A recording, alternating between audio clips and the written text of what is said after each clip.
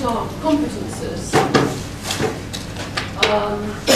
we've got linguistic expertise. As Ian was saying, everything Ian said I completely agreed with and thought, actually, I want to go to his workshop. It's just a shame that we're running ours at the same time. But yes,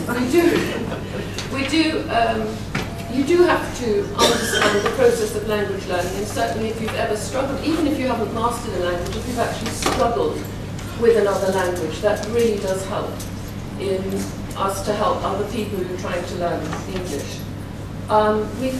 Now, pedagogical expertise is one of the things I want to look at in this workshop. I want to look at the scientific basis for learning. I've recently come back from a week's teacher development training in Belarus. And I found that the teachers there were fascinated to know that intuitively they're doing lots of good things. They're doing all the right things, but they didn't know the scientific basis for it. So one of the things we want to incorporate in this workshop is the scientific basis for what we do. And I think some of our clients are quite interested to know that we don't just come along as wishy-washy teachery people. We actually know what we're doing and why we're doing it. So we'd like to look at that. Alongside this scientific basis for learning is individual learning styles, which we do have to accommodate within our training, because we have not only the linguistic and the cultural background of our clients to consider, and the business culture from which they come, the company culture. We've also got their own psychology and their own way of learning, and we enhance what we do if we can also take that into account. So, as I say, we're looking at our linguistic expertise, our pedagogical expertise, and our awareness of cross-cultural issues, all of which we bring to our specific training. Now, a long time ago,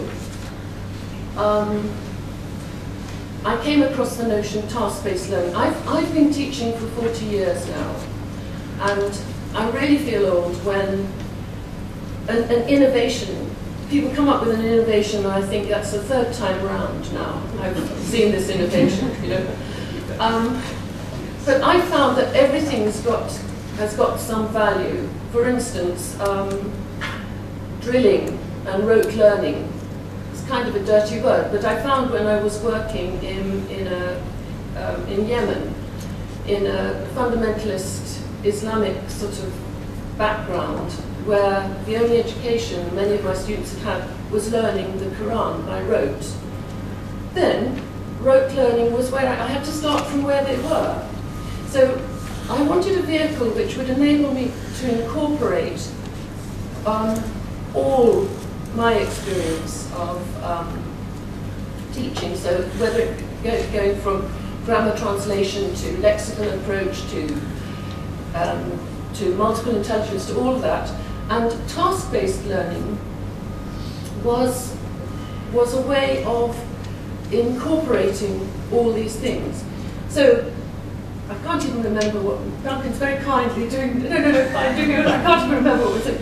But can you put that back again, please? Yes, okay. So we're bringing into our teaching all this kind of background, and we need to find a vehicle in which we can make all this available. Now, task-based learning, I think I first heard it mentioned about 12 years ago. But it speaks to me, it speaks to us, and it's very much the way that we operate in our language centre, which, by the way, is a very small residential language centre on the Welsh-Shropshire border.